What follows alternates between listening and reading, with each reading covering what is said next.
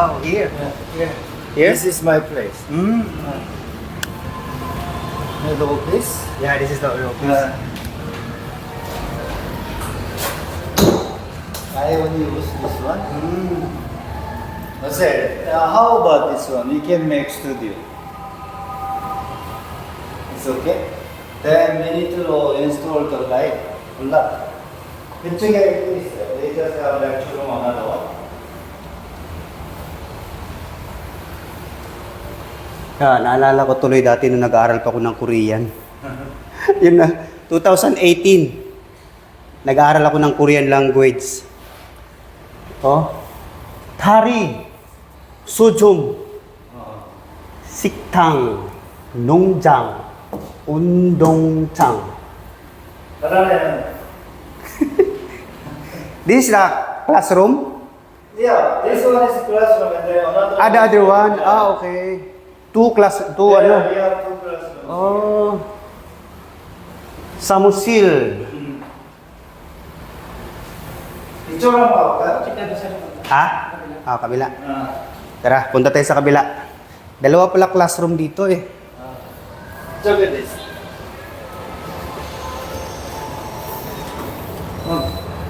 Wow. 여기에는 this is Vigo Dental. Wow, may monitor pa oh. We want to buy 65 inches and then we want to make like smart board. Yeah. Smart board 만들 거예요. So we don't want to use board anymore. Instead we just use board for lecture. So that's why he came here to explain how we can do that. K-Dream Yeah, HKS.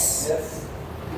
So nandito tayo ngayon sa K-Dream. Kasama natin si ma'am na kanina pa tawa ng tawa. Isa sa kasabuat natin. So siya ay teacher dito. Teacher po kayo dito ma'am? Yes po. Ayan. So ano ang meron dito sa K-Dream na wala sa ibang school? Okay, so as you can see po, K-Dream HKS offers a Korean language training na nagkikater po ng training papunta ng South Korea. So mga factory worker po papunta ng South Korea. So their requirement is mag-aral po ng Korean language. So as the pre-qualification of South Korean employment to pass the examination, yun po yung service na ino-offer ni K-Dream. Since po ang pagtatrabaho sa South Korea ay government-to-government process. So wala pong ibang nagpo-proseso po nun kundi si DMW. Ngayon po, si K-Dream po, yun po yung ino-offer niya, yung Korean language training. At hindi lang po Korean language training, kundi pati na yung culture ng South Korea, ina-adapt din natin since ang may-ari po nito ay Koreano din.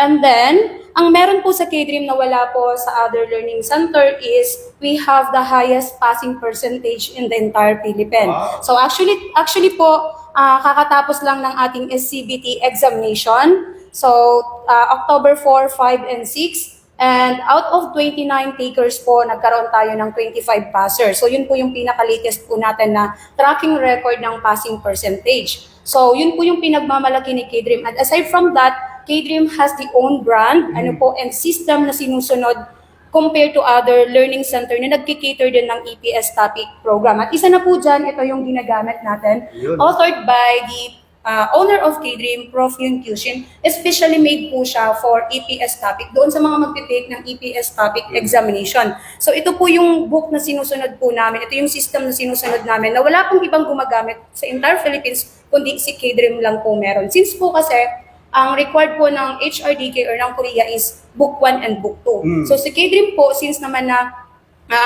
yung iba sa ating mga aspirant ay hindi naman po talaga masipag mag-aral, so naka-target na po siya, naka-design na po siya para sa mga question number 1 until 40 na nilalabas po ng task question sa DMW. So yun po ang kagandahan ng system ni K-Dream na wala po sa other learning center. So aside from that po, proven and tested na po si K-Dream. So since po na nag-start po siya, marami na pong na-produce na passer and at the same time, successful flights po si K-Dream. So yun po yung in-offer namin dito, sir. Okay, so magkano nga pala ang expected na sasahurin sa Korea? Kung sakaling gusto nyo mag-aral ng Korean Okay. language at gusto nyo magtrabaho sa Korea, magkano nga po, ma'am?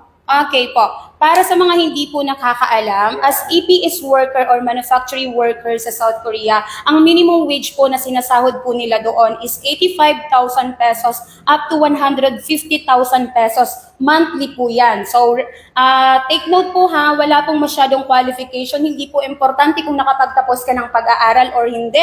May ano ka man o wala, may pinag-aralan ka man o wala, as long as na willing ka pong mag-undergo ng process at kaya mong trabahuin ang tinatrabaho, na inaatang na trabaho ng South Korea, pwede ka po doon. So, alam niyo naman yung inflation rate po ngayon. So, kung nahihirapan kayong kumuha ng job dito sa Pilipinas dahil sa competency, graduate ka, baka na andun sa South Korea ang iyong luck. Kailangan lang ipasa ang Yes, exam. you need to pass the examination na kinakandak po ng HRDK at ng DMW. So malay nyo, this is the opportunity na magbabago ang buhay po ninyo. At marami na po tayong proof po dyan. You can search sa mga YouTube and mga vlogger po natin na EPS worker. So isa po yun sa mga patunay natin.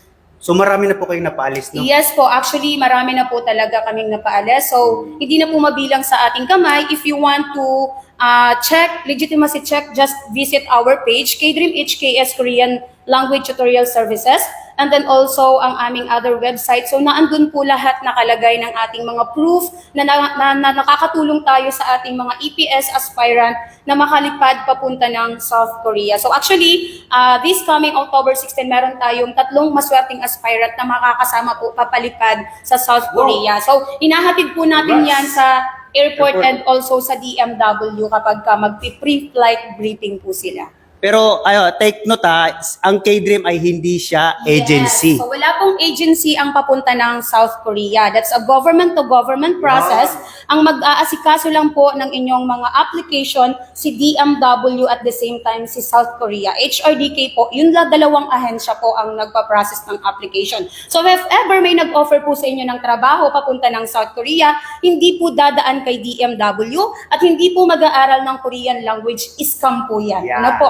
So, kailangan yung mag-search bago po kayo mag-apply kasi that's a government-to-government process. So, etong K-Dream, saan natin matatagpuan ngayon? So, si K-Dream po ay matatagpuan natin sa 4F Trinicia Building, Cubao, Quezon City. Kung alam nyo po yung Farmers Mall or MRT Cubao, pagkakababa nyo lang po, makikita nyo po yung pagkalaki-laking logo ng Korean flag and also the Korean language K-Dream. Andun po kami matatagpuan. And of course, sa aming official Facebook page. So you can search po K-Dream. Madali lang naman po siyang i-search.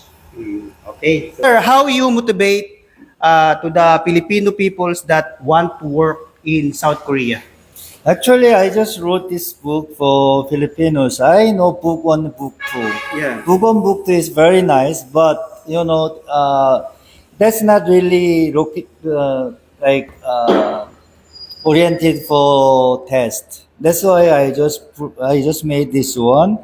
This is really oriented for the test. So they just need to use only one book and then they can study everything from number 1 till number 40 in EPS topic.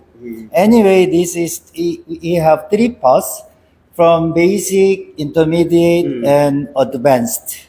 So until now, they just need to study basic and intermediate, so that we also teach basic and intermediate in K-Dream HKS. But from now on, we need to teach advanced too, because nowadays fill in the blank and others are very important. So that we want to also focus on that one too. Actually, this is fill in the blanks. Yeah, fill in the blanks. So nowadays, I heard from students, test takers, this is test questions, and also this is like solution. So everything they can understand. Actually, they understand the sentence structure, and then what is the relationship between the sentences to understand the meaning. So and then also I just give some grammatical checkpoints also here. Translation and also solution, right? How they can answer those. Actually, this is 300 questions. And then this can cover 6 parts. So, noun vocabulary, verb vocabulary, adverb, adjective, and then connective ending, and final ending. Yeah. So all the categories can go by this. And then this is old book. Yeah, Yeah, this is older. Yeah, this is like previous books. But I think this is really good because I just explained very well here for the solution like this.